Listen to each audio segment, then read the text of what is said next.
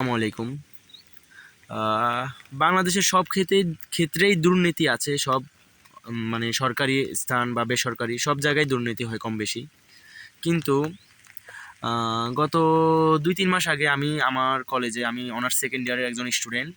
আমি আমার মানে স্কুল কলেজে ইনকোর্স এক্সামের জন্য নোটিশ দিয়েছে যে এত তারিখ থেকে এক্সাম হবে। তো আমি দিলাম, কারণ ইনকোর্স এক্সাম না দিলে আমাদের ফর্ম ফিল আপ করতে পারবো না। কিন্তু আমি এক্সাম দিলাম, আমার সাথে সবাই দিল, কি তার তার মধ্যে কেউ কেউ আছে দেয়নি, যারা পরবর্তীতে দিয়েছে।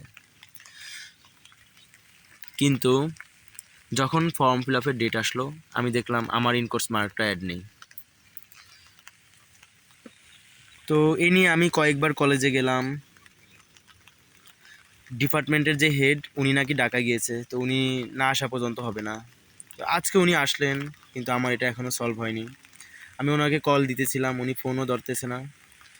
তারপর হঠাৎ উনি ফোন দিলেন। তো আমি বললাম, স্যার আমি আপনার কলেজের অনার্স সেকেন্ড ইয়ারের একজন স্টুডেন্ট। তো আমি ইন কোর্স এক্সাম দিয়েছি, কিন্তু আমার ইন কোর্সের মার্কটা ওয়েবসাইটে এন্ট্রি করা হয়নি, সে কারণে আমি ফর্ম ফিল আপ করতে পারতেছি না। উনি বলে, তুমি তো মনে হয় পরে ইন কোর্স এক্সাম দিয়েছো, সে কারণে তোমার এই অবস্থা। আমি বললাম, না স্যার, আমি আপনাদের কলেজে যে সময়, যে ডেট দেওয়া হয়েছিল ওই সময় আমি দিয়েছি, কিন্তু আমার রেজাল্টটা এন্ট্রি করা হয়নি। তো উনি ফোন কেটে দিয়েছে।